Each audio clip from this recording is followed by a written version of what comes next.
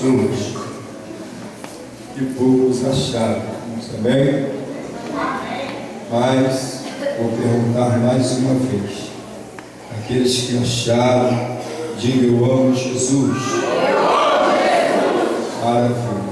Diz assim, João, no Evangelho de João, capítulo de número 3, o verso de número 16, diz assim: porque Deus amou o mundo de tal maneira que deu o seu Filho unigênito, para que todo aquele que nele crê não pereça, mas tenha vida eterna. Porque Deus enviou o seu Filho ao mundo, não para que condenasse o mundo, mas para que o mundo fosse salvo por ele. O Senhor abençoe a leitura de sua santa palavra. Podemos tomar um assento. Muito obrigado, em nome de Jesus. Irmãos, eu fico feliz em estar aqui nessa noite. Não vou tomar muito tempo da igreja, né?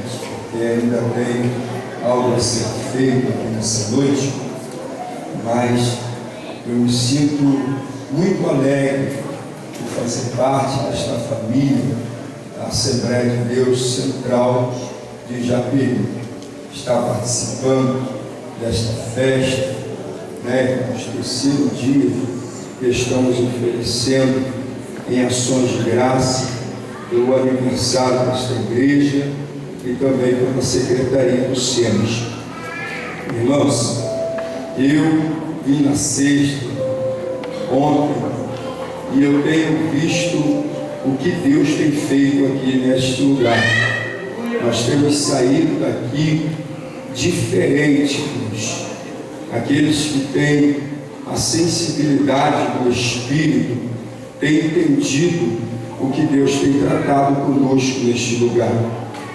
E eu chegando aqui nessa noite, Deus trouxe à minha memória algo, e eu comecei ali a derramar lágrimas, porque ainda essa semana eu estava no meu trabalho e coloquei um filme para mim poder ver no computador, e eu senti um desejo muito forte de ver aquele filme chamado Paixão de Cristo. Quem viu esse filme, irmãos? Quem viu? É um filme que você tem que conter as lágrimas, dependendo do ambiente, de onde você está, porque é um filme que foi produzido, porque muitas das vezes nós lemos na palavra acerca da crucificação, acerca do flagelo, acerca dos açoites, acerca do que Jesus passou por amor de mim e de você, e não temos nem a noção do que ele na verdade passou. E quando eu estava vendo aquele filme, o Senhor falou muito forte ao meu coração acerca do amor de Deus para com a humanidade. O amor de Deus, ele é tão grande por mim e por você, que João, ele é bem claro no capítulo de número 3, no versículo de número 16, que ele nos amou de tal maneira.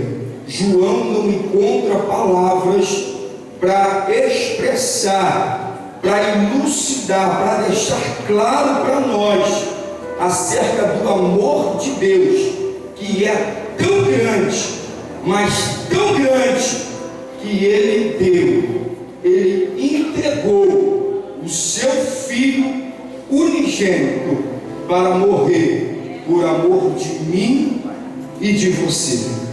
Nós conhecemos acerca de alguns estudos feitos acerca de amor e entendemos que 3 amores são muito falados acerca do amor elo, amor filho e amor ágape.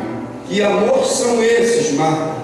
O amor elo é o amor de um homem para com a mulher e da mulher para com o homem.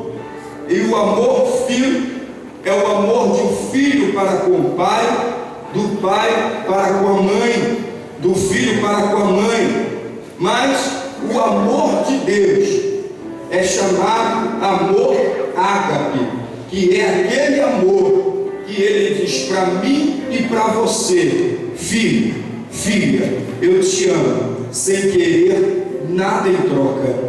É o amor ágape, é o amor de Deus. Amor é esse incondicional. Quando as pessoas olham para você e por muitas das vezes te julgam pela sua maneira de viver, Deus está falando: não esquente, minha filha, porque eu te amo. Quando muitos lhe apontam, querendo lhe acusar acerca do seu erro, do seu pecado, o Senhor olha para você e diz: filha, filho, não esquenta, eu te amo. Quando as pessoas olham e não dão nada por mim e por você, lembra que existe um Deus poderoso no céu, que olhou para mim e para você, e alguma coisa Ele viu em mim e em você, que chamou a atenção dele. Alguma coisa Ele olhou e disse: eu lhe amo, e é por isso que eu vou entregar o meu filho, porque eu sei que pela via da crucificação você não vai conseguir passar, mas eu vou enviar o meu filho para morrer na cruz por amor de você. Ei, em nome do Senhor Jesus, eu quero aqui, como um ato profético nesta noite, eu falei com o Senhor ali quando eu recebi a notícia de que eu iria ministrar. Eu falei: Senhor, eu quero me despir de todo o conhecimento nesta noite. Ai, Espírito Santo, e eu quero que o Senhor faça aquilo que o Senhor tem para fazer nesta noite, que eu não venha atrapalhar em nada. Então, com uma atitude profética aqui nesta noite, faça assim, irmãos, faça assim, faça isso. Sinta o abraço dele nessa noite, sinta o abraço do Espírito Santo aqui nesta noite, sinta o abraço dele, o amor dele é incondicional. A Bíblia diz que certa feita uma mulher em sua casa, o anjo lhe aparece e diz: olha, agraciada és tu entre as mulheres, tu ficarás grávida, dará à luz a um filho, e ele se chamará Jesus, ele o Salvador da humanidade. A mulher indaga e diz: mas espera aí, como pode? Eu ainda não conheci varão, eu ainda não me dei com varão. E ele diz: mas o Espírito do Senhor vai repousar sobre ti, e o Verbo vai nascer, porque vai se tornar carne, e ele vai vir, porque eu entendo que quando Jesus ele permeou a terra, por ser Deus, ele já nos conhecia, mas não sentia aquilo que o ser humano sentia, que era a dor da decepção, que era a calúnia, que era por muitas das vezes abandonado, que era por muitas das vezes isolado num quarto, chorando por uma perda, por uma decepção. E ele sentiu isso no seu ministério terreno. É por isso que eu falo com muita propriedade nesta noite: o nosso Deus, Ele me entende, Ele te entende. Fala para o teu irmão: Deus me entende. Deus sabe quando das vezes você pensou em largar tudo e fugir. Ele te entende, Ele te conhece, Ele conhece as suas lágrimas, Ele sabe quando você abriu a tua boca e tomou aquela decisão e falou algo que não era para ter falado. Ele entende as suas angústias. Ele passou pela via da crucificação. Ele sentiu a ponto de olhar para os discípulos e falar: ei, ora comigo, por quê? Porque eu estou angustiado, a minha alma está angustiada. Ele te entende. A Bíblia diz que nasce o nosso Salvador, Jesus, conhecido como Jesus de Nazaré. A Bíblia diz que ele começa a exercer o seu ministério terreno. Só que um grande dia chegou, e a história diz que ele convida os discípulos. Vou correr um pouco na introdução, mas eu não quero perder aqui a revelação de Deus. A história diz que ele convida os discípulos para subir o monte para orar com ele. A história diz que ele deixa os discípulos um pouco mais abaixo e pega os três mais chegados, Pedro, Tiago e João. E para eles a Bíblia diz que Jesus fala acerca do que ele estava sentindo. Ai, irmãos, e eu estava pensando acerca disso, que quando os discípulos Pedro, Tiago e João ouviram da boca do mestre: a minha alma está angustiada, há uma angústia, um aperto aqui dentro. Eu sei que você está entendendo o que Deus está falando nessa noite, porque você já sofreu angústia. E nesse momento, eu imagino que quando os discípulos que ele sai, Jesus sai à parte, e os discípulos ficam ali, eu imagino qual era a conversa entre os três. Eu penso que eles, por observar e ver Jesus acalmando a tempestade, ver Jesus ressuscitando mortos, ver Jesus olhando para aquela mulher e falando: não chores, porque a solução chegou. E eu fico imaginando eles conversando entre si e falando: ele nos entende, ele nos conhece, porque nunca ouvimos da boca dele dizer acerca de angústia, mas agora ele está declarando para nós acerca da angústia. Em Pedro, em Tiago, ele nos conhece, ele sabe quando estávamos angustiados, ele sabe quando estávamos para baixo, porque ele sente isso. Ele é nosso Deus e ele está declarando isso, que ele está angustiado.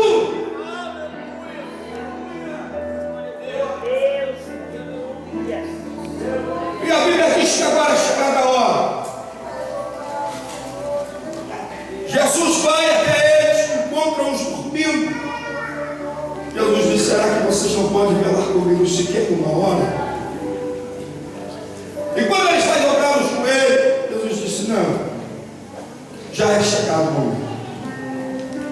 E ali você conhece a história. Jesus está descendo do Getsemane, e vem aquele soldado Judas, comprado por 30 moedas de prata. A história diz que ele revela acerca do Messias com um beijo. E ali os soldados prendem Jesus e leva ele. A história diz que agora os soldados levando Jesus, Pedro toma de uma atitude, desembainha a sua espada e acerta o homem, arrancando a sua orelha. Jesus olha para Pedro e diz: Pedro,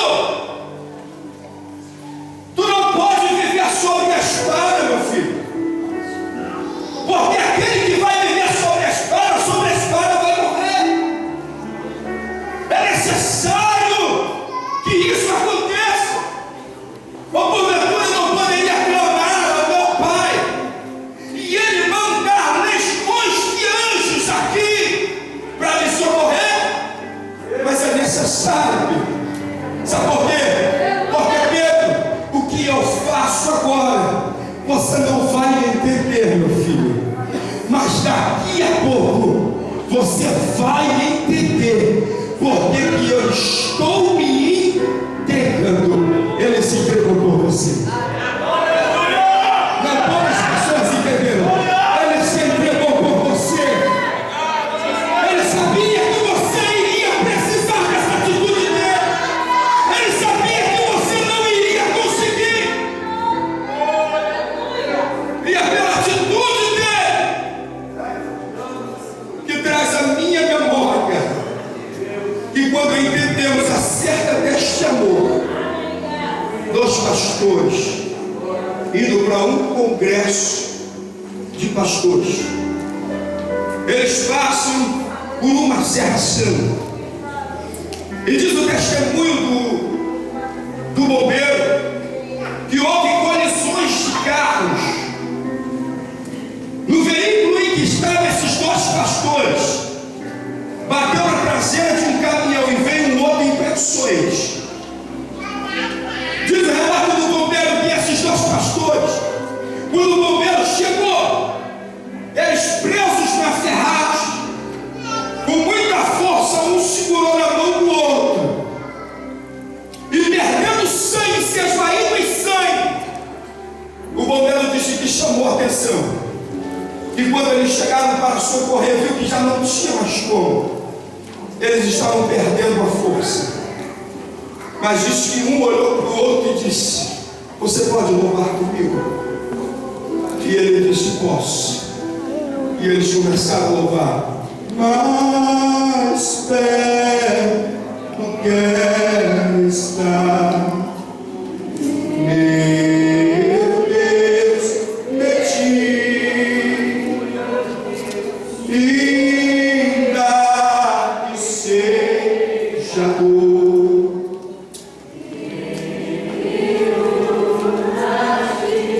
E disse que a voz daquele pastor que estava na direção começou a ficar embarcada. E ele foi. O outro pastor do lado olhou e disse: eu já estou indo, meu amigo. Eu já estou chegando também. E disse que ali ele expirou. E morreu por quê? Porque alguém um dia te entregou e disse: eu te amo. Oh, aleluia. Eu me lembro da história de um casal que foi pegado por ser evangélico, foi colocado numa arena. O governador disse: nega o teu Jesus. Eles com conhecimento acerca do amor de Deus, diz que quando o governador disse: eu vou dar uma noite para vocês pensarem, e quando eles estavam presos, a esposa olhou para o marido e disse: ei, meu filho, eu estou com muito medo.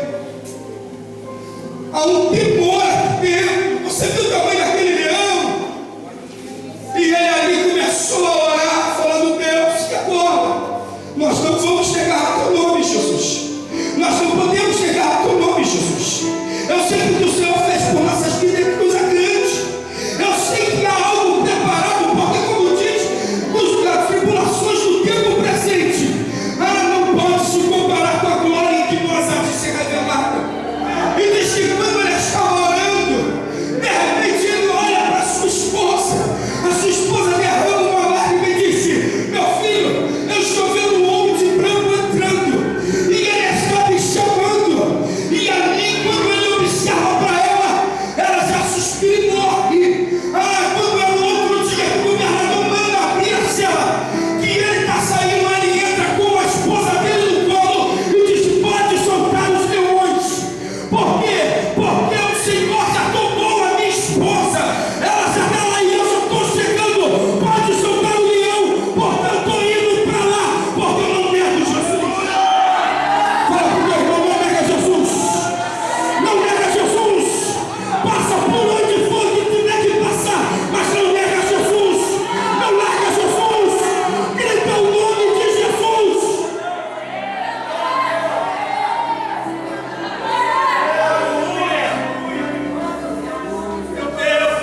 Eu me lembro, está ali o irmão André. Eu me lembro quando o pastor nos enviou lá para Assunção, na Paraíba. Ficamos 27 dias lá. E o Senhor trouxe a minha memória aqui hoje. E eu já havia umas 2 semanas que eu não falava com a minha mãe. E eu falei: eu vou ligar para minha mãe. E liguei para ela, ela disse: meu filho, onde você está? Você sumiu. Quanto tempo? Eu falei: mãe, eu estou aqui na Paraíba. Fazendo o quê, meu filho? Mãe, eu estou fazendo missões. Eu vim pregar a palavra. E eu senti quando a voz dela embargou do outro lado, ela começou a chorar. E eu falei: o que está acontecendo, mãe? A senhora está bem? Está passando bem? Ela disse: meu filho, Deus pode me levar agora. Eu falei: por quê, mãe? Que isso? Por que a senhora está falando isso? Ela falou: meu filho, você lembra aquele pé de goiaba que tinha lá no quintal? Eu falei: lembro. Você lembra que o cano de esgoto estourou e ficava minando aquela água preta? Eu falei: lembro. Ela disse: meu filho, das vezes que você saía e ia para o baile funk, eu esperava teu pai dormir.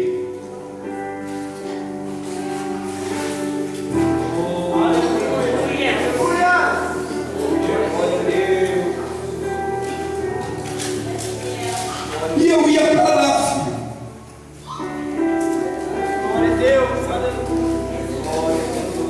Eu dobrava o meu joelho lá.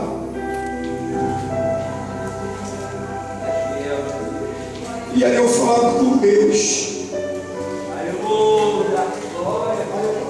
Deus, faça do meu filho um pregador da tua palavra.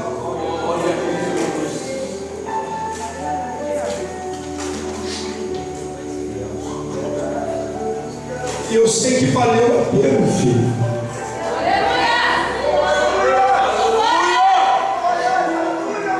Aquilo que para você hoje é dor de cabeça, aquilo que para você hoje traz preocupação, amanhã vai ser um orgulho da sua existência. Amanhã você vai dar culto em ações de graça e vai falar: Deus, valeu a pena. Valeu a pena, Senhor. Vale a pena te servir.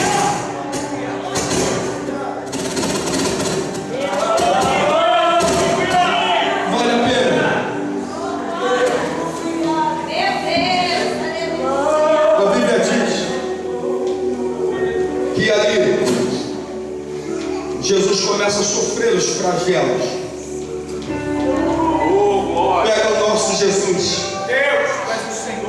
pega o nosso Messias e começam a zombar dele. Começa a dar soco na sua face, dizendo que não és o Messias. Revela quem foi que te acertou. E ali começaram a cuspir na sua face,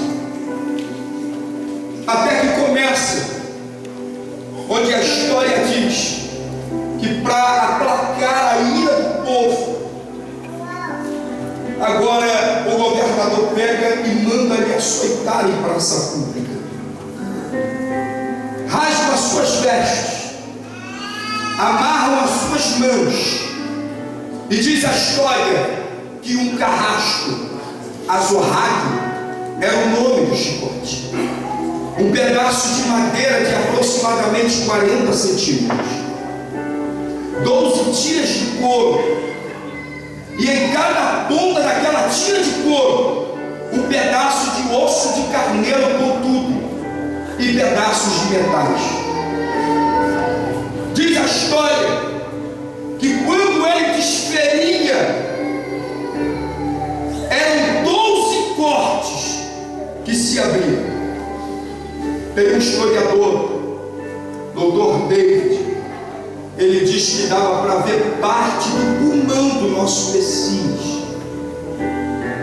Ele foi dilacerado, porém a Bíblia diz que ele foi como uma ovelha muda. Ele não abriu a sua boca. Sabe por quê? Por amor de mim, por amor de você. Ele olhava e falava: não, Isaías não vai aguentar. Não, o Evandro não vai aguentar. Não, o Rubens não vai aguentar. Então eu passo por eles, eu sofro por eles. A Bíblia diz, irmãos, que agora pega o nosso Jesus, coloca ele numa cela. Quando é no outro dia, tiram aquelas vestes que estavam guardadas na sua vez. Penso, irmãos, vendo aquele filme, imaginando a dor que Jesus sofreu naquele exato momento.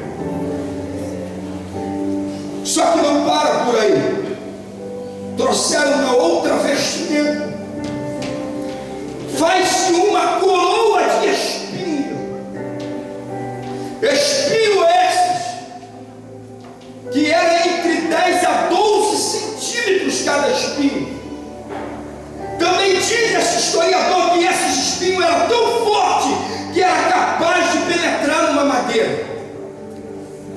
Colocam o nosso Jesus e alguém vem zombando dele com uma cana e bate na sua cabeça e diz: está aí, ó rei, a sua coroa.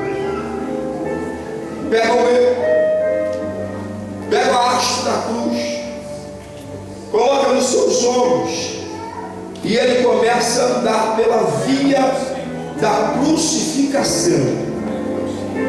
E ali o Senhor começa a passar os seus olhares para aqueles que ele multiplicou pão e peixe.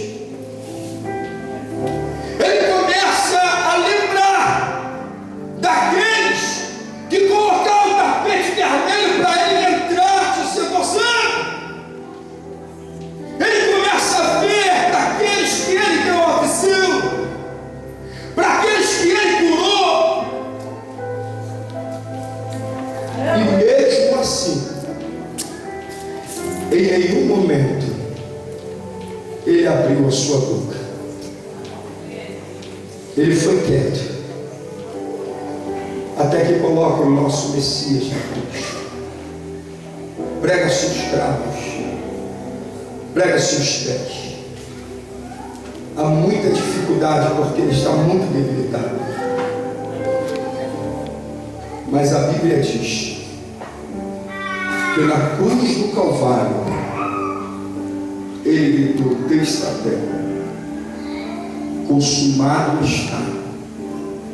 Ele disse: Pai, a ti entrego o meu espírito. E morreu. Só que a Bíblia diz também que umas mulheres foram no sepulcro que não era de Jesus e nunca foi de Jesus. Mas quando elas chegam lá, os anjos estão a posto. Elas ficam desesperadas, sabe por quê? Porque aquele homem fragilizado